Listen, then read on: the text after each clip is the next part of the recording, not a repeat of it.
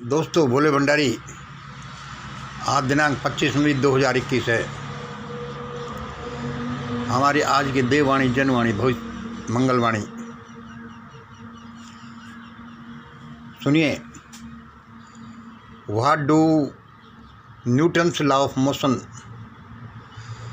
Newton's laws of motion speak about India. Newton के गति के नियम भारत के बारे में क्या बोलते हैं? अरे भाई, आप कहोगे कि अरे भाई, ये गति के नियमों से कहाँ कनेक्ट हो गए। न्यूटन के गति के नियम फिजिक्स के बारे में बताते हैं और तुम भारत के बारे में बताने लगे और ये भी बताने लगे कि न्यूटन की गति के नियमों से ही ये सब निकलता है। सुनिए, आज का हमारा छोटा सा ही वीडियो है। पहला नंबर, क्या निकलता है इससे, न्यूटन के गति के नियमों से? अभी भारत में हड़कंप और ज़्यादा तेज होगा। अभी भारत में हड़कंप और ज़्यादा तेज होगा। अभी इसमें ये मत पूछिए कि भाई ये कैसे पता चला। थोड़ा सा हम बता देंगे जितना हो सकेगा। दूसरा नंबर देखिए, किसानों पर 3 किसानी बिलों की तलवार अभी लटकी ही रहेगी। किसानों पर 3 किसानी बिलों की तलवार अभी कच्चे धागे से बंधी हुई लटकी रहेगी।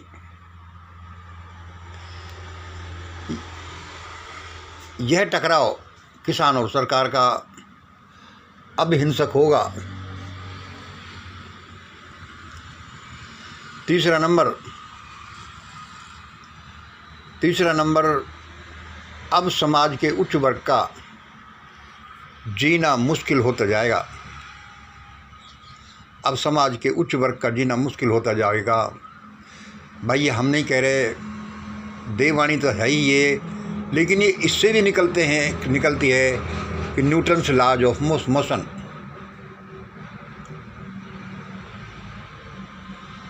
चार नंबर, 80-90% वर्तमान एवं एक्स यानी भूतपूर्व हुक्मरान भाग जाएंगे।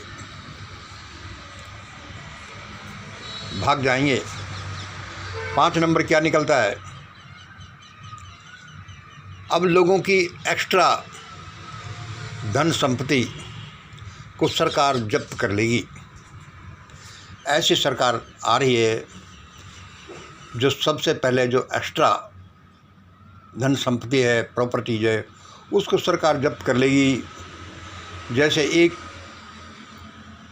कोई छोटा सा परिवार है, 5-6 आदमियों का, और 5-5, 10-10 प्लॉट हैं, तो उनको गवर्नमेंट ले लेगी। और ये बड़े बड़े लोग जिनके विदेशों में, यहाँ पर बड़े बड़े बंगले हैं, उनको भी गवर्नमेंट ले लेगी। 5-6 नंबर लिखने में गलती हो गई। 6 नंबर, पहले देश में एमएम होगा, फिर समझौता होकर शांति होगी।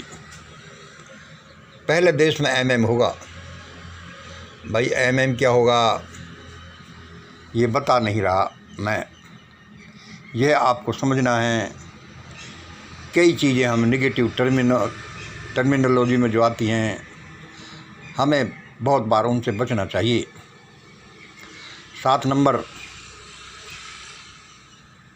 फिर मंगलम मॉडल ऑफ ग्रेट इंडिया लागू होगा। फिर मंगलम मॉडल ऑफ ग्रेट इंडिया लागू होगा। 8 नंबर देखिए,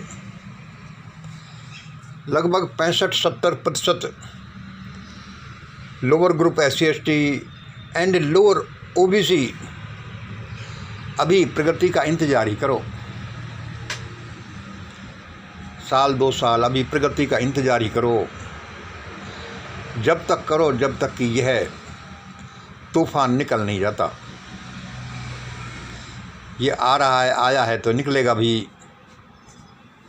और देखिए आप 9 नंबर हमारा पीएम रोया, हमारा पीएम रोया।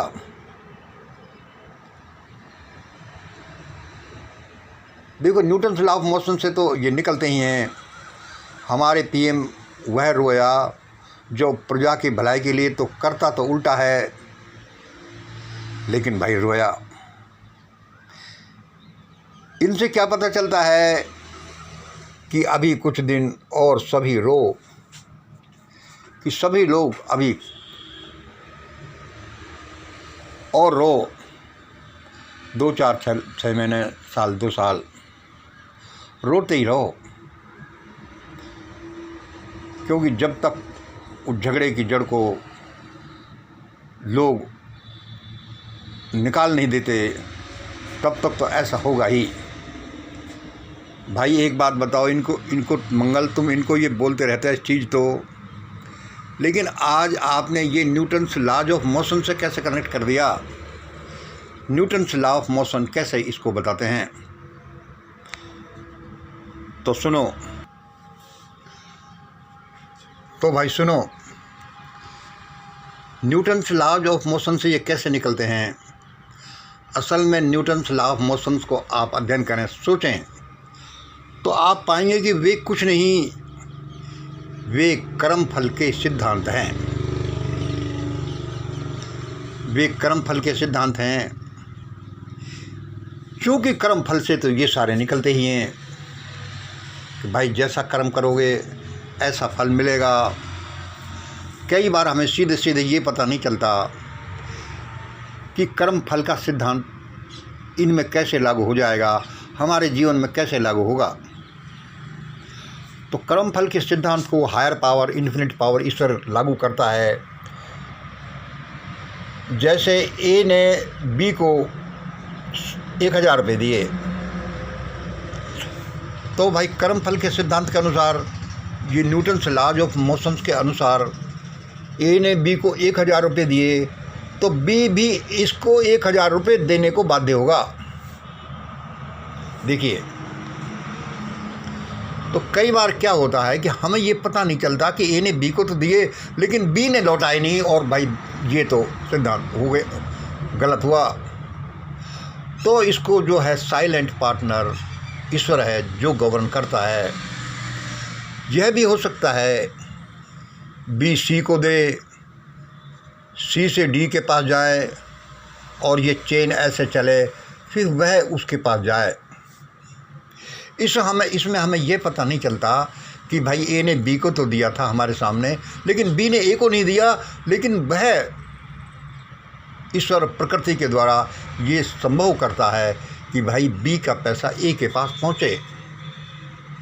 इन्हीं से जो भारत में जो क्रिया प्रतिक्रिया हो रही है, जो हजारों साल से होती आई है, अब उसी की क्रिया प्रतिक्रिया के फलस्वरूप यह सब भी होंगे। हमने छोटा सा बताया है।